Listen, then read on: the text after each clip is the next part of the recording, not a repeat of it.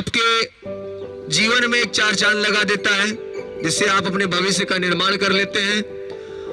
वही प्रेम आपके तन में एक वर्दी दे देता है। वही प्रेम आपके कंधों पर 2 सितारे दे देता है। और वही प्रेम आपके जीवन को मृदुल बना देता है, आपकी भाषा को मृदुल बना देता है, क्योंकि आपके अंदर ज्ञान आने लगता है। क्या आने लगता है? ज्ञान, नॉलेज। और जब नॉलेज आता है तो इंसान क्या हो जाता है? पक जाता है, परिपूर्ण हो जाता है पूरी तरीके से। समझ रहे हैं? और जब आप पूरी तरीके से फिट हो जाएंगे तो फिर आपको कोई दिक्कत, जीवन का सबसे जरूरी काम आपके लिए सरकारी नौकरी है और नॉलेज। जब आप एक डिस्ट्रिक्ट मजिस्ट्रेट की आप ट्रेनिंग को देखेंगे तो उसको एक बड़ी प्यारी चीज सिखाई जाती है बेटा।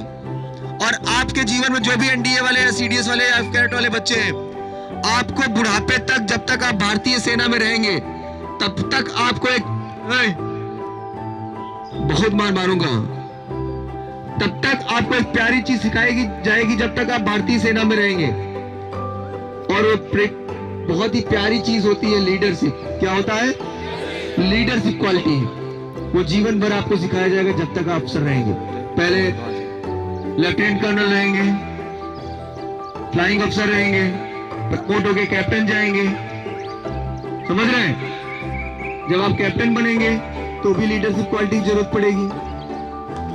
कैप्टन होके जब आप मेजर बनेंगे तब भी लीडरशिप क्वालिटी होगी, क्योंकि आपके अंडर में जो बच्चे हैं वो धीरे धीरे, कैडेट्स जो रहते हैं वहां पर, आपके जूनियर्स जो होते हैं, जो जेसीए होते हैं, सोचिए जो जेसीए होते हैं, सूबेदार मेजर होते हैं, मेजर होते हैं या फिर सूबेदार होते हैं, यानी उनके नीचे के जितने भी पोस्ट होते हैं वो आप लोगों से उम्र में बड़े होते हैं, लेकिन पोस्ट में, आवाज नहीं आ रही, पोस्ट में छोटे होते हैं। तो बेटा ये समझो कि आपका उस समय मान और आपका सम्मान किस परिस्थिति पे होता होगा।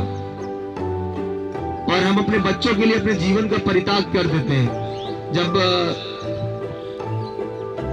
आपके सीतापुर के लाल कैप्टन मनोज पांडे जी की बात हो रही थी, तो उनकी माताजी ने कहा था कि एक काम करो ना, तुम अपने बच्चों को आगे कर दो, जो तुम्हारे सैनिक 120 तुम्हारे जो अंडर काम कर रहे हैं उनको आगे कर दो, तुम छुट्टी लेके चले जाओ। तो उन्होंने कहा था नहीं मम्मी, मैं नहीं आऊंगा। और कैसे छोड़ के चला हूं इस लड़ाई के बीच में? ये बच्चे, ये लड़के नहीं है, ये मेरे बच्चे हैं। और इनको हौसला देने के लिए, इनको हिम्मत देने के लिए सबसे पहले बंदूक मुझे उठानी पड़ेगी और इनके सामने मैं खड़ा होऊंगा।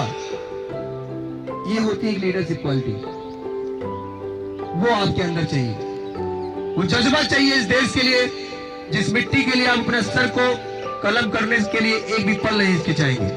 आपने भले ही एक छोटी सी कहा जाए तो अय्यासी टाइप की एक बात है, लखनऊ के राजा रहे कौन है? सिराजुद्दौला। और कहा जाता है नवाबों का शहर लखनऊ। और जब नवाबों के शहर लखनऊ में अंग्रेजों ने आक्रमण किया तो उस दौरान सिराजुद्दौला अपने सिंहासन पर बैठे हुए थे। सच्ची घटना है, इसीलिए वो नवाबों का शहर कहा जाता है। ये कितने ऐसे नवाब थे जो अपनी चप्पल तक लेके नहीं पहनते थे, स्लीपर खड़ा हो। इनकी दासियां इनको खाना खिलाती थी, महाराज खाना खाएं, चावल खाएं, रोटी खाएं, चटनी ही चटा देती थी। ठीक, तो महाराज जी कुछ अपने से नहीं करते थे, आदत थी ऐसे। और जब अंग्रेजों ने आक्रमण किया वो अपने सिंहासन से नहीं उठे। क्यों? क्योंकि वहां की दासियों से लेकर हर व्यक्ति तक अपनी जान बचाने के लिए उस महल को छोड़कर भाग गए।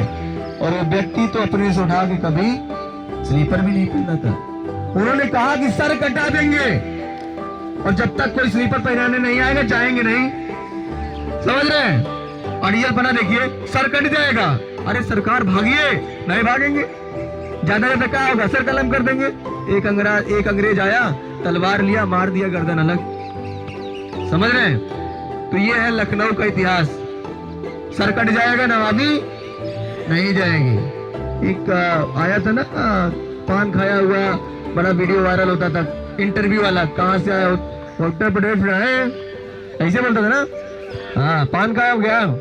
हाँ नहीं खाए हैं, ऐसे बोलता था वो।